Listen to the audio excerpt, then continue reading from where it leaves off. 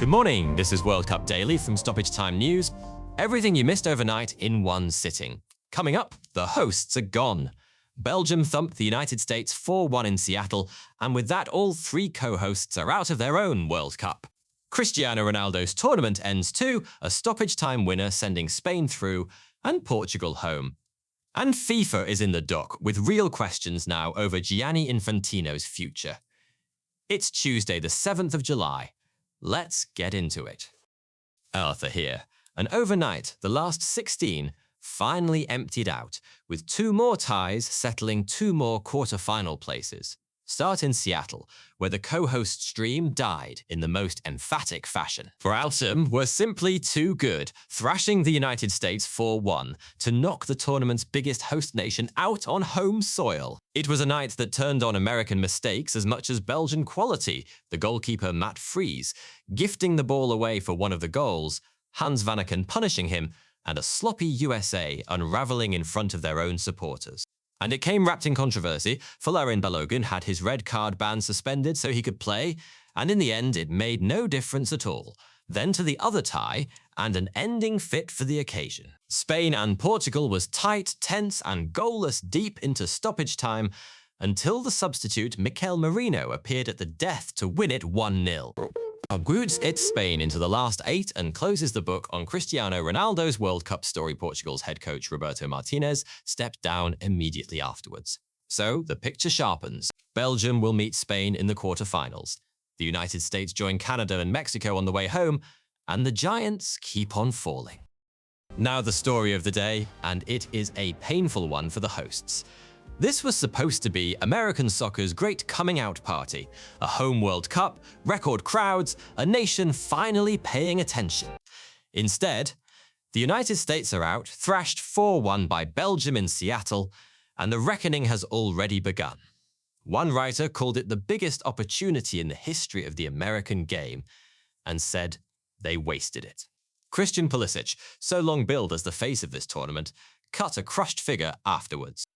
And the head coach Mauricio Pochettino did not hide his anger, saying he felt let down by, quote, too many people who brought politics and manipulation into the game, a pointed reference to the Balogun affair that hung over the whole night. There is a bigger picture too. With the Americans gone, all three co-hosts, Canada, Mexico and now the United States, have been eliminated before the quarter-finals. A World Cup staged right across North America will have no North American team in the last 8. Kate, what's moving on the wire? Thanks, Arthur, and the usual health warning. Some of this is nailed on, but plenty is still just reports and gossip, so treat it that way. We start at the Emirates, where Arsenal are reported to be closing on a free transfer for the goalkeeper Illan Meslier, released by Leeds last week.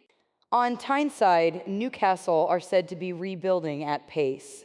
Reports have them closing in on the 18-year-old Ajax midfielder Sean Stour, in a deal put at around £23 million, as they reshape following the departures of Sandro Tonali and Anthony Gordon. Into the rumor mill proper, and Tuesday's gossip columns are busy. Tottenham are reportedly weighing a move for Bournemouth's young forward Krupi. Arsenal, we're told, remain keen on the Newcastle captain Bruno Guimaraes, despite being firmly informed he is not for sale. And there is chatter linking Aaron Wan-Bissaka with a switch to the Gunners. Away from the men's game, Chelsea's Julia Bartel is reported to be closing on a move to Juventus. As always, none of it counts for anything until the paperwork is signed. A few quick hits before we hand back. First, the fallout from Seattle has landed squarely on FIFA. With the United States out amid the Balogun row, there are open questions about the position of the president, Gianni Infantino. UEFA's vice president, Laura McAllister, has warned the game risks becoming, in her words, an absolute cesspit of political interference. And La Liga's Javier Tebas has attacked what he called a complicit silence around FIFA. Second, a managerial casualty, Roberto Martinez, has stepped down as Portugal head coach straight after their exit to Spain.